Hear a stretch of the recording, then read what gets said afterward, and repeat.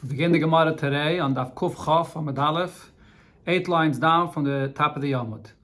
The Gemara continues here from what it spoke about before regarding the Benois Tzalafchad, that they got married at a late age, after the age of 40. And even though usually when one gets married after the age of 40, the Gemara brings from Rav Chisda that she cannot give birth, but nevertheless there were tzidkanias and a nest happened and they were able to give birth. And the Gemara compares this to the nest that happened to Yocheved that gave birth to Moshe Rabbeinu when she was 130 years old. So the Gemara continues and brings here from the pasuk that it says by Yocheved. So the pasuk there says in Parshas Shmois, Vayikach. This is where it says Vayelech Ishmi Beis Levi, Vayikach es Bas Levi. And this is after Levi separated from his wife because of the Gzeira of Parai, and then because of the Nevuah of Miriam that she's going to give birth, that Yocheved is going to give birth to Moshe Rabbeinu, as the Gemara says in Saita. So Amram went and remarried Yocheved. So if that's the case, the Gemara asks, instead of saying Vayikach, that he took her as a wife, it should have said that he returned her, that he remarried her again. Amr Rav Yehuda bar Zvida answers, Malamed sha'asala ma'aseh lekuchen, that he married her, even though it was a second marriage, remarried her, but he made like a chasana with the whole entire shturim.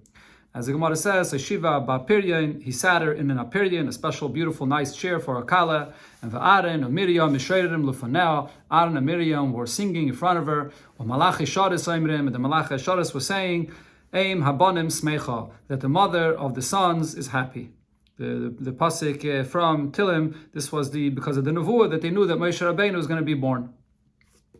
Okay, now the Gemara goes back to the Benois Tzalafchad. The way they are mentioned in Torah, we find the order of their names mentioned in Torah is changed in different places. Now, Lahalan, Monan Akosov, Derek Dilasan. Later on, in the end of Parshas Maseh, the Torah brings the order of the Benois Tzalafchad in the order of their greatness. Over there, as Rav Shbam brings, the pasuk says, Vatiyana Machla, Sirza, Chagla, Milka, and Noya. That's the order.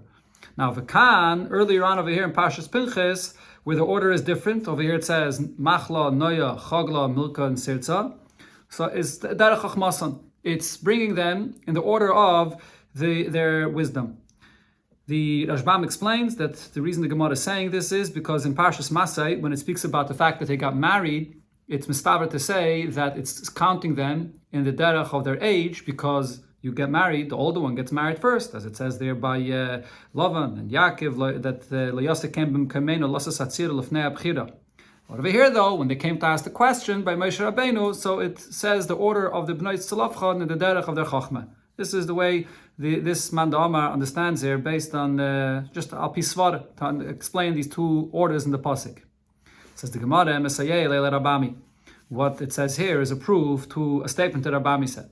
Rabami said, be yeshiva when it comes to yeshiva, meaning when you're sitting in the bezdin or you're sitting in the yeshiva, literally in yeshiva learning Torah.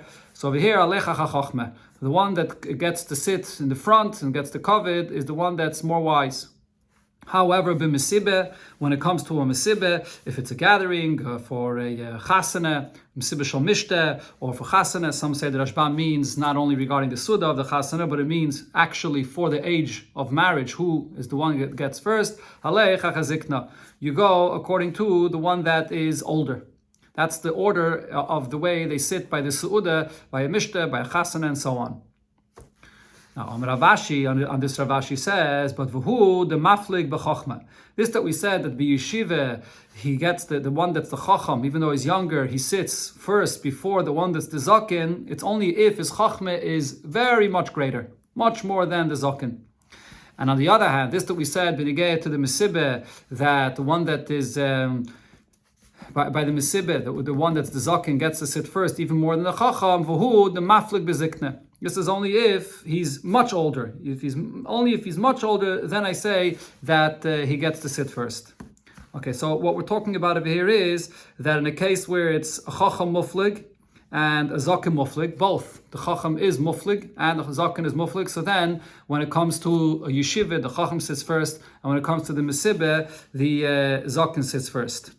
But as Rashbam here continues and explains the halachis, in a case where the chacham is a muflig b'chachma and the zaken is not muflig, so then you always follow the Chachma, because he is not just a Chacham, but a very big Chacham, and the Zaken is a little older, but not much older, so you always follow the Chachma. It doesn't make a difference if it's B'yeshiva or it's B'mesibeh, you always follow the Chacham first. And the same thing would be in the reverse, in a case where the Zaken is much older, and the Chacham is just a little bit wiser, but not a Chacham that's muflig. So then in such a case, you're going to say that the Zaken is always going to be first, because he is not just a Zaken, he is a Zaken muflig.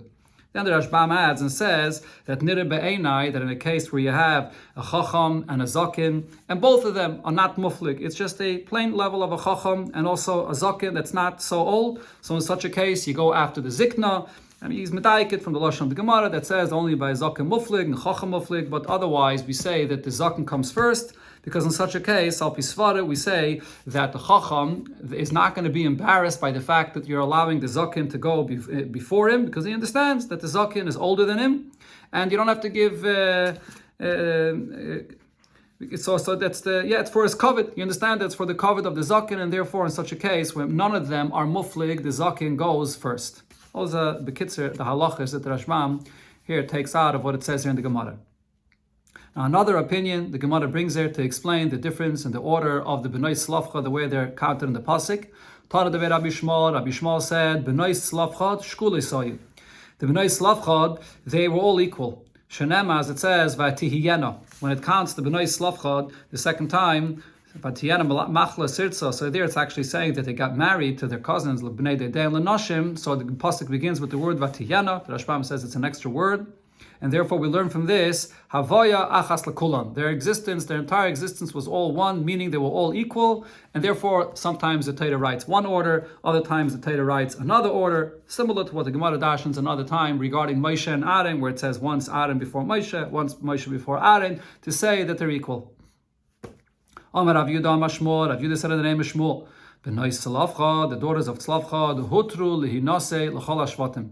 They were allowed to marry to all Shvatim. This is based on what we learned already before in the Gemara, that even though in that generation there was an Isser for a woman that's inheriting from her Shevet to marry someone from another Shevet, because then she will transfer over that money, that territory, to her husband or her son from another Shevet, but that Isser did not apply to the B'nai Slavcha themselves. Shenema, because the pasuk says by the B'nai Slavcha, Latoiv be'einayim, that you can marry Za'adav Shetziv Hashem L'vnei Slavcha Leim, Latoiv be'einayim Tinena L'noshim. So when it says Latoiv be'einayim Tinena L'noshim, that means that they're allowed to marry whoever they want. So now Ela Mani Mekayim. So then what do I do with what it says in continuation of the pasuk? Ach l'mishpachas mata aviyem Tinena L'noshim, that they should only get married to their family of their father's shevet. So it seems like that they do have the mitzvah to only marry from their shevet. Says the Gemara, the Torah is giving them good advice. They should only get married to someone that's appropriate for them, meaning someone from their shevet, so that the nachla shouldn't be transferred to a different shevet. But it wasn't a mitzvah, it wasn't a chiyuv or a isser, it was just a eitzer teva. So Rabbi asks on this. There's a brayso that says as follows. The pasuk says, Omar lahem. Now this is a pasuk that speaks about a person that's tomei, not to touch or do the aveda with kachim. And the beginning of the pasuk there it says, Emayr aleim l'doresechem. So it starts with the word Emayr aleihem. So what does that mean? La'isama imdim al Har Sinai. This is being said for those that are standing there, but with the Yidden in the midbar by Har Sinai, that the mitzvah is for them. Then the pasuk goes on to say l'doresechem. Why does it say l'doresechem? Elu doires habayim. This is saying that this isser of tumah by kachim applies for future generations. Elu doires habayim, future generations as well. Now, im nema avos, if it says Amayr aleim, saying regarding the Yidden, the avos that were in the midbar, lama nema banim. Why does that have to say separately also that it applies for future generations? Wouldn't I understand on my own that it applies in the future? On the other hand, vim nema banim, if it says that it applies for the future generations for the banim, lama nema avis. Why does it have to say that it applies to the avis? And says the Braisa mipnei sheyesh ba'avis masheim b'banim. We find that there is mitzvahs that apply to the avis that are not by the children. V'yesh b'banim masheim ba'avis, and there are mitzvahs that apply to the children that are not by the avis. And therefore, if it would say one and not the other, I would think it only applies to one. So it has to clarify both aleim and l'doresechem as well. The Braisa explains, Ba'avis, what's a mitzvah that we find that applies by the Avis and not by later generations? Huaymer, the pasuk says, and it brings here, this mitzvah that v'cholbas yireshes nachla, that a woman that is inheriting a nachla in Eretz Yisrael from her shevet, she has a mitzvah to get married only to her shevet and not to a different shevet. And this is a mitzvah that applied only in her generation. So we see that the Avis had a mitzvah that did not apply in future generations. Now, on the other hand, v'harbe mitzvahs nitztava b'nei Yisrael shloi nitztava avis. Many mitzvahs, the Yidden later, the children have that the avis do not have all the mitzvahs when Yidden come into Eretz Yisrael, the mitzvahs of trumis and meisters and so on. And Rashbam here brings the whole list: chala, arla, revai, leket, shikha, peya, and many mitzvahs that only applied in the future and not before. So therefore we say, mipnei sheyesh ba'avis she'ein bebanim, v'yesh bebanim hashe'ein ba'avis. There's mitzvahs that apply by the avis and not by the banim, and the same in the reverse. Hutzrach loima avis and hutzrach loima banim. Therefore in the pasuk here it says both. It says amayr aleim and it says l'dei seichem, to say that the mitzvah applies then and in the future as well. And the Rashbam says it's from this that we learn out also for any other mitzvahs where it says stam, the mitzvah, and it doesn't spell out for what generation it applies, that it's for the avis and for the banim, unless there's something that's specified in the Torah, in the lashon of the pasuk, that says that it's only for the generation now or for the generation later, as the Gemara here is going to point out later on as well. Okay, so now what's the question from this Braisa? Says the Gemara, Katani Miyes. However, what does it say here in this Braisa? But Avis Uaymer, that only by the Avis, by the Yidden, then that generation, does it say that V'cholbas Yereshes Nachla, that a daughter that's yarshining a Nachla from her Shevet should not marry to a different Shevet. And so this seems to be saying that includes that entire generation, without any exceptions, including the B'nai Slavchad from that generation, that this mitzvah applies, that they should not marry someone from a different shevet. So how could we say before that by the B'nai Slavka themselves, they did not have that mitzvah? Says the Gemara, Hu Maisav La, Hu Mefarekla. Rabbi asked this question, and Rabbi gave the answer as well. That Lebar B'nai Slavka, sorry, true, this is a mitzvah only for that generation. However, there is an exception. It's for the entire generation, but except for B'nai Slavchad, as the Gemara learned out before from the pasuk Latayv Beineim. Okay, now the Gemara goes back to what was quoted here in the Braisa. Omamar, the Tana said in the Braisa, Ba'avusu Aimer v'chol bas yireshes nachla. Ba'avusin bebanim loy. Does this mean that we're saying that we learn from this mitzvah, this lashon, the pasuk says v'chol bas yireshes nachla, that the mitzvah to marry only from her shevet if she is yarshining a yerusha from her father, does that apply only for that generation? My mashma.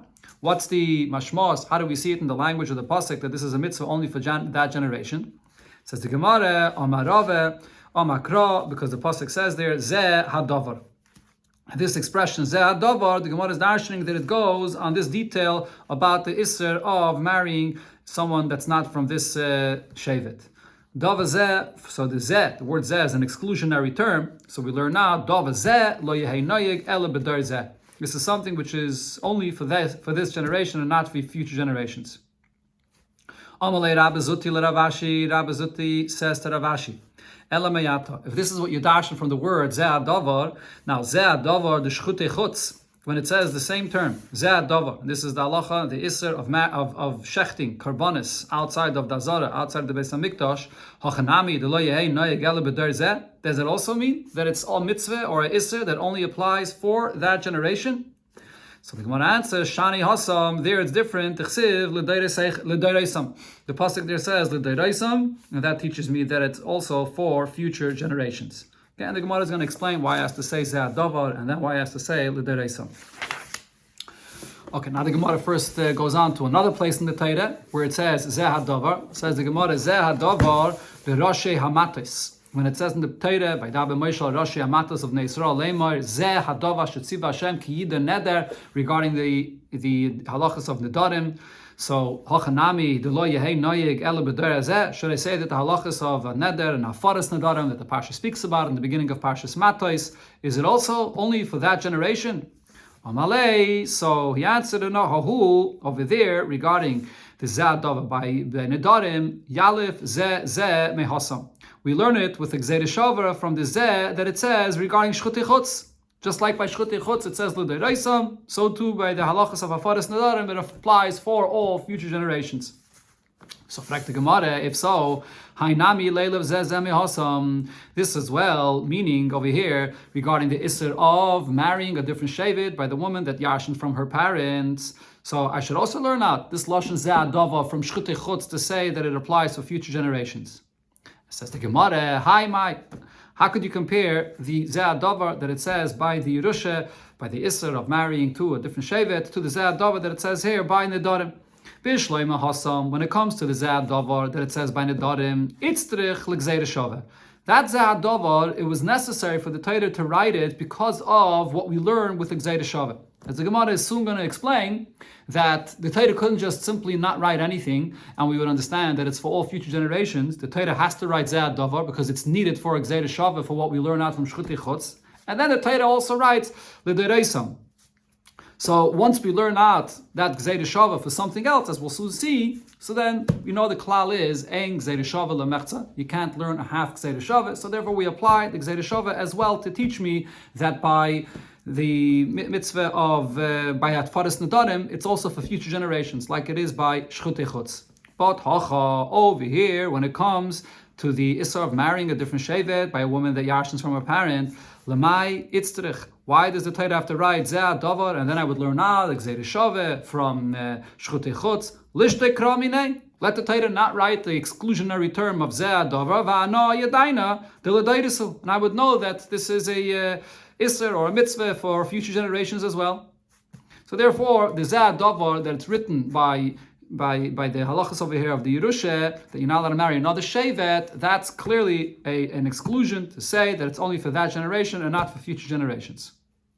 Now says the Gemara, my Gzeira shava. What is this Gzeira shava that you said that you have to learn out for the Gzeira shava between the Zeh Dava by Roshei Amatos and the Zeh Dava by Shchutei Chutz? Tanya, so we learned in the Braise, Nemakan Zeh Dava, V'nema lahalon Zeh Dava. It says in both places Zeh Davar, and I learn that as follows. Ma lahalon, just like I see when it comes to Shchutei Chutz, it's Aaron, Uvana, V'chol Yisrael. It says there in the pasuk the lashon of Aaron and his children and all Yidden, because that's what the pasuk says there. Daber al Aaron, V'lbana, V'kol bnei Yisrael. So Afkan, Aaron, Uvana, V'chol Yisrael. So too I apply similar regarding Nedarim, that it's Aaron, Vanav, and all the Yidden. The Gemara will soon explain what exactly this means. And the same thing we learn out the opposite as well. Umakan, just like when it comes to the case of Roshei Amatos over here by the Nedarim. The Torah says Roshei Amatos, Aflahalon. So too when it comes to the halachas of Shchutei Chutz, Roshei Amatos, and which the Gemara will also explain soon what the relevance of that is. Okay, right here, let's see. The Gemara explains, the Tan of the Braise said, Malalon, Aaron, Uvana, V'chol Yisrael, just like it is by Shchutei Chutz, the Torah uses the lashon of Aaron and Vanav and all Yidden. Afkan, Aaron, Uvana, V'chol Yisrael. Lamai Hilchas. What's the relevance of this? That there's Aaron, Vanav, and V'chol Yisrael b'nigeya to Hafaras Nedarim. Amar Rav Acha bar Yaakov, Loimar. This comes to teach Shahafaras Nedarim b'shloisha hadyatis. That by the halachas of Hafaras Nedarim, you can use 3 plain Yidden as a bezdin to be made for the neder. And this is learned from the pasuk where it says Lo yachal devarai, which means that a person may not desecrate his own words, meaning himself.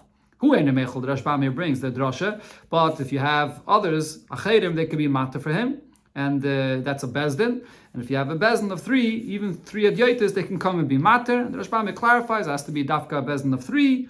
2 is not enough. And we learned this out from this Gzeira Shava, from what it says by Aaron, by Shchutei Chutz, Aaron, Uvana, V'chol Yisrael. Okay, that's what the Gzeira Shava is for learning out for Hafaras Nedarim. But v'ha Roshei Hamatos Ksiv Bei. Doesn't the pasuk say that in the ones that are being made for the neder or matter the neder, this is the Roshei Hamatos, which means that you have to have dafke not adyotim, not any adyotim. It has to be dafke a person that's on the level of the Nesiim, the Roshei Hamatos. That means it has to be a mumche, someone that's on a level that is able to be matter neder. So the Gemara says, Keda'amar Rav Chiste. Oh, this is the answer. So the Gemara answers, no. Keda'amar Rav Chiste, when it says Roshei Hamatos, there the pshat is like Rav Chiste said, Amar Rav Yechanan, the name of Rav Yechanan, B'yochid Mumche. That there, Roshei Hamatos is saying that even if you have one individual, but he's a mumche, he's able to be mater neder. So Hachanami here as well, when it says Roshei Hamatos, it's B'yochid Mumche. Rashbam's definition for Yochid Mumche is one that's a Baki B'Gemara, a Rav Muvik. That's the meaning of Yochid Mumche. Other Rishonim disagree. I think it's the Ramban that says that Yochid Mumche means someone that has smicha, is a musmach from Moshe Rabbeinu, which means today we don't really have that koyach of smicha, so he says it doesn't apply today. But I think most Rishonim touch like the Rashbam, that you don't have to have smicha. Someone that's Baki B'Gemara, Baki in the halachas is considered to be a Mumche. Okay, that's the Gzeir Shava, what we learn out from Shchut Echotz to the halachas of Hafaris Nedarim. Now, on the other hand, when this Gzeir Shava we learn out, Makan Roshi Amatois, Afla Halon, Roshi Amatois. Just like here by Nedarim, it uses the term Roshi Amatois, so too by Shchut Echotz, it's also, we apply the union of Roshi Amatois. Says the Gemara, Lamai Hilchase, which halacha are we learning from this? Rav Sheishes says, Loima Sheyesh Sheila Behektish. It teaches that you could be shoyel, you can ask, or you can come and be mater the neder by hektish, just like it is when you get to Ataras Nadarim B'chlal. How does Ataras Nadarim work? You go to a chacham and you explain to him, it has to be with a pesach, with a charata, that if you would have realized that this and this, that you wouldn't make this hektish, and you wouldn't make that neder, that is, and the neder was a mistake, and that's how you could be mater the neder. So we learn out from Taras Nadarim that similar applies also b'negei to hektish, that you could be mati, you could be shoyel on the hektish, that if it was a mistake, if you didn't want to give this hektish, so then you could be mati the whole hektish, and this refers to hektish, or anything, any dover HaKadosh, as the Rashbam says, trumas, maisris, and everything else, you could be shoyel on this. That's what we learn out from Rosh Amatis, applying it to Shchut Echotz by Kotchim as well. You could be mater a neder, being shoyel on the hektish. According to Beishamai that say ein shaila behektish, that there is no shaila. You cannot be shoyel on hektish, even if it was a toss. You can't be shoyel on it. And the reason is because the Tanam we learned in the Mishnah, Beishamai say hektish, toss, hektish. When one designates something for hektish, even if it was a mistake, it wasn't what he wanted, but nevertheless the designation of hektish takes effect. And the example that it says there in the Mishnah is that Rashbam brings is a person that says that a black ox that's going to come out from here should be hektish, and then it turns out it was a mistake and it was really white. So Beishamai say it's hektish, and Beisillos argue. Beisillos say ain't hektish. Beisillos say it's not hektish, and the Gemara there in the Darim learns out from according to Beishamai from Tchilas hektish, Seif hektish. We learn out from Tzmura. Just like by Tzmura, even if it was betos, it takes effect. The same thing is also b'negei to hektish b'chlal. Now, if Beishamai holds that it's hektish betos is going to be a hektish, then obviously there's no concept of sheila behektish, because the whole concept of sheila behektish is based on the fact, as I mentioned, that the chacham is mater the neder of the hektish with a pesach of a charate, that the hektish was a tos. But according to Beishamai, the toss, even in a case where it's a toss, it's still going to be hektish.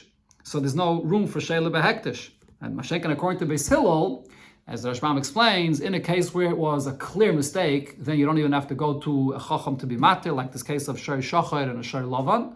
In a case where you need a pesach to find the charata, then you go to the chacham and he's matir the neder.